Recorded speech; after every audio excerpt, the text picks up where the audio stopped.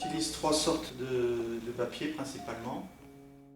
Papier torchon, ça c'est du 600 grammes, très épais.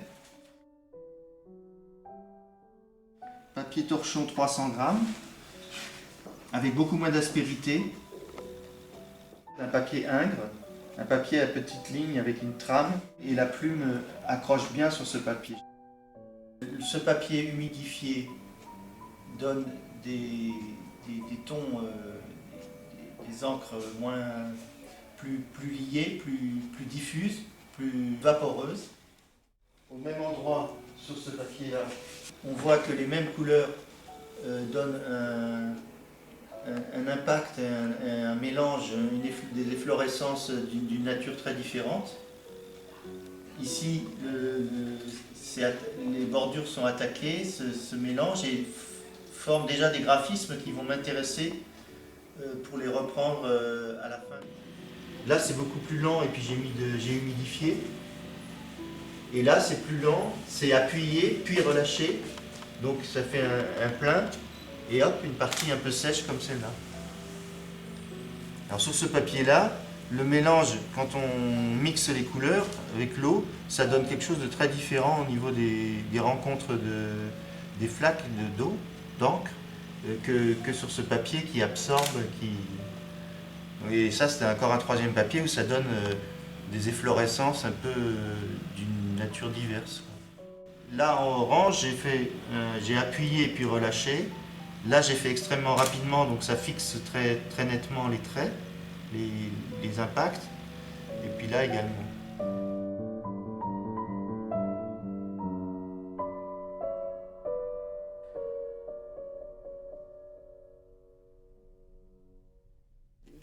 Les rouges sont particuliers, les jaunes sont... Alors, il y a des couleurs brutes de la voilà, il y a quelques couleurs et il y a des mélanges. Il y a des mélanges, voilà.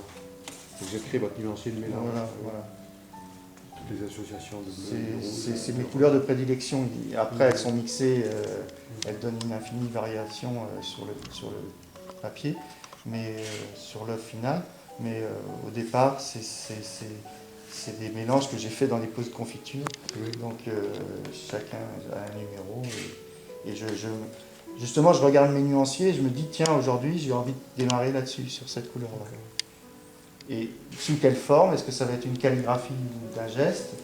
Ou est-ce que ça va être de vaporeux, partir sur des tâches avec le papier humidifié? Je n'illustre pas de thème. Je pars sur des sensations, des pulsions, et puis, en tout cas pour le premier temps, et puis ensuite je rééquilibre les compositions, mais toujours sans chercher à faire de l'imagerie, à représenter quelque chose. C'est que je veux maîtriser la composition générale, globale, et aussi travailler les détails pendant tout un temps, mais aussi revenir de toute façon à ce que l'ensemble soit harmonieux. Je fais attention toujours à la composition globale tout en me réservant le plaisir de faire les petits détails à la fin. Intimité énergétique, et j'attends qu'elle sèche pour voir si elle va m'intéresser dans un deuxième temps pour la reprendre, pour la compléter et la travailler plus avant. Je vois si ça m'intéresse de continuer, si les traces que la couleur a laissées en séchant sont intéressantes à reprendre. Deuxième tâche, la tâche verte, je laisse sécher. En main, je redécouvre ce signe avec des zones de bleu de différentes valeurs qui appelaient à reprendre des graphismes ou des colorations légères sur ces parties. Les deux tons étant complémentaires, donc la couleur continue à produire l'énergie, continue à exprimer l'énergie, l'explosion. Par contre, en complément, il y a aussi des taches, couleur café un peu, couleur jaune un peu rabattue, qui sont là pour équilibrer la composition colorée. L'ajout de calligraphie, là carrément des signes, j'en ai fait là un. Donc c'est ma propre calligraphie, hein. Je l'ai dit, je suis comme une éponge, j'absorbe toutes les images, toutes les écritures du monde, et puis je ressors, mon inconscient, mon fort intérieur ressort, et avec ma technique, donc j'ai expliqué, de fouet au niveau du poignet, je fais des calligraphies plus ou moins développées, plus ou moins écrites, avec des caractères qui peuvent penser à des choses arabisantes ou des choses plus occidentales.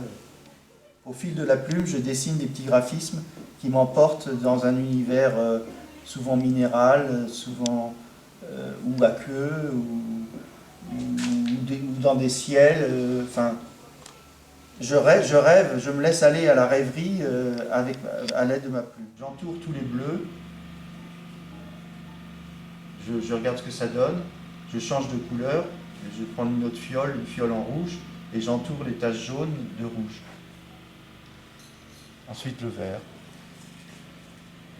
Et puis, donc je ne fais pas seulement qu'entourer, je densifie par des petits graphismes, voilà, ici, qui peuvent évoquer souvent c'est l'univers de Moebius, des rochers, des déserts. J'aime beaucoup le côté minéral.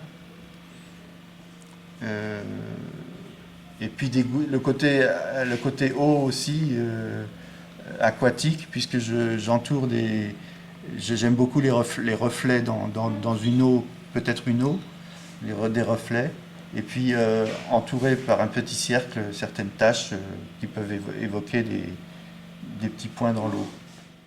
Mais tout concourt à cette explosion, mais en même temps, il y a des univers inspirés par la BD qui sont intéressants. Le besoin de sortir ça, les premiers jets, les calligraphies, qui jouent sur une rapidité de geste et d'énergie, mais j'ai besoin de me reposer aussi. Pour une relâchement qui est très important et qui, moi, je ne peux pas travailler longtemps de suite parce que c'est très fatigant, très pompant. C'est comme au ping-pong, j'étais le meilleur à faire le revers lifté, tac, tac, comme ça, avec le geste. C'est un format prédéfini, pré-coupé, parce que j'ai envie aujourd'hui d'en faire une de ce format-là.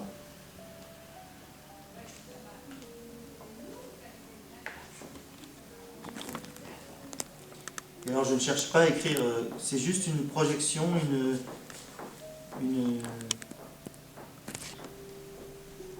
voilà.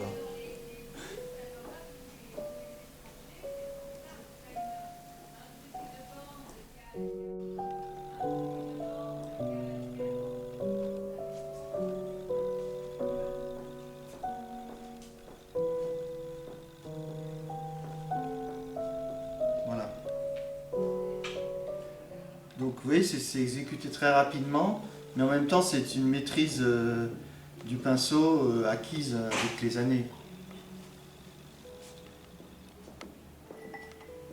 Donc quand ça va sécher, ça va prendre des densités différentes selon les endroits. Et puis, suivant l'intérêt de la calligraphie, où je vais reprendre à la plume des détails, je vais combler des interstices avec des petits graphismes à la plume, ou alors je vais juste rajouter une pointe de rouge pour garder l'aspect essentiel de la chose. Parce que ça, c'est le travail de base pour moi. C'est-à-dire le plein et le vide. Là, on rejoint les Asiatiques, les Chinois et les Japonais, etc. dans leur écriture, l'importance du vide et du plein, du blanc et du noir.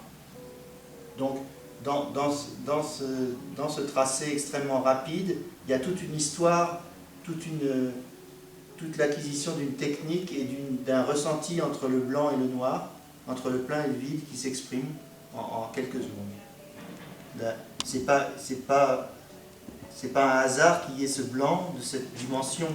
C'est pas calculé, mais c'est pas ce que je veux dire, mais les rythmes et le souffle, la respiration entre les éléments participent de cet élan, de cette sorte de philosophie.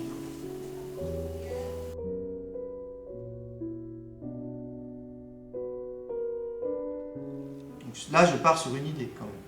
Là, je partais sur rien, simplement que je voulais écrire quelque chose. Sans filet, quoi.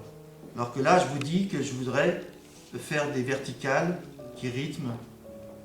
Et plus, j'ai envie de garnir de petits détails supplémentaires. Donc il faut se concentrer, ne pas en mettre partout.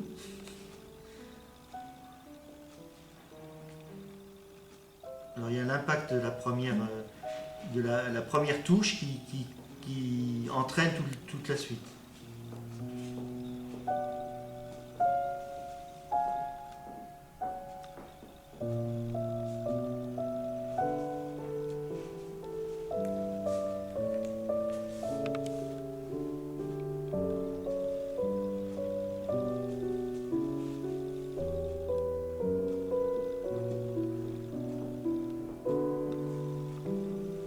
Voilà, donc vous avez vu qu'il y a quand même un... Mon principe de dessin, ça a été quand même de suivre cette diagonale montante. Là, c'était quelque chose de délié, avec des taches et des pleins et des déliés, alors que là, j'ai tenté de faire un rythme. J'ai envie d'agrémenter ma composition de petits rajouts. Alors là, c'est tout à fait un autre...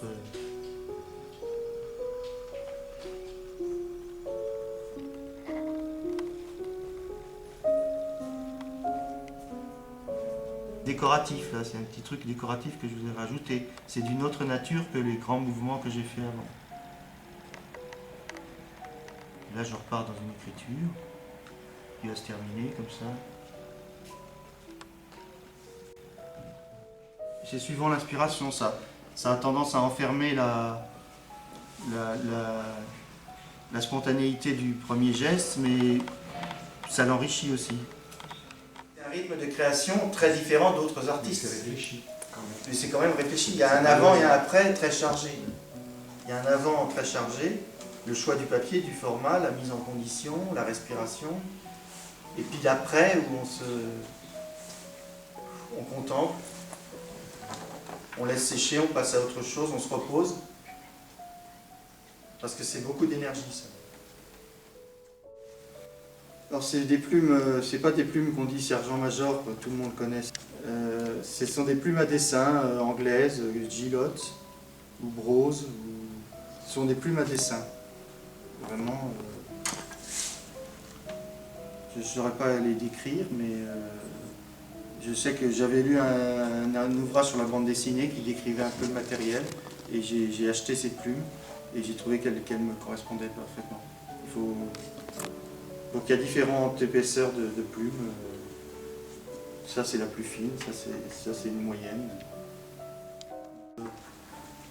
Écarlate et un rouge vermillon. Donc j'essaye le rouge qui me plaît, qui ira le mieux avec ce que je veux faire.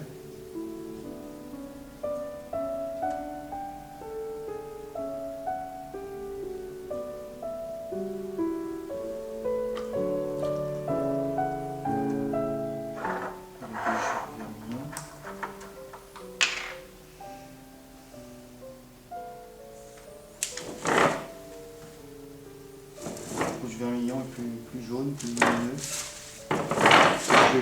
Je me mets debout pour de la même façon distribuer un petit peu les tâches.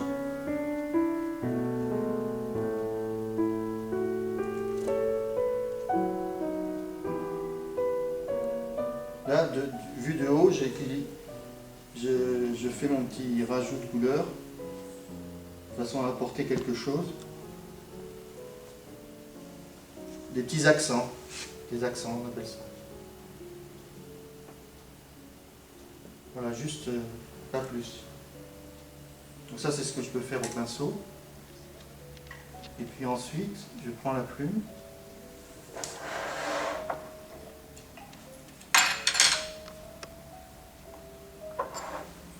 Et j'ai envie de travailler sur ce petit coin là, cette espèce de petit espace. Donc j'ombre, je donne un peu de... J'ai envie de faire des petits cailloux là. Oui. Toujours mon côté minéral.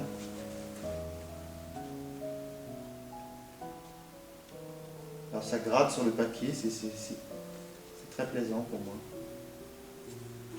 Des petits accents comme en BD, petits accents de mouvement. Ça peut être une reprise de l'extérieur de la forme. Juste des petites choses qu'on verra. C'est pareil, on laisse la lecture générale et puis en s'approchant, on verra qu'il y a des petites choses, des petites plaisanteries.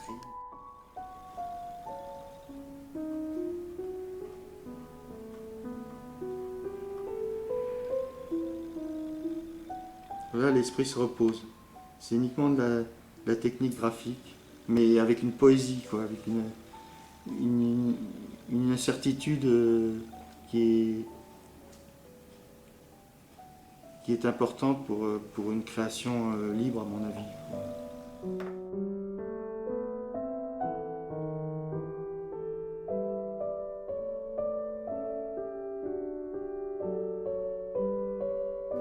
C'est pour vous montrer que je fais ça de loin en loin, pour faire vivre un petit coin et faire un accent coloré.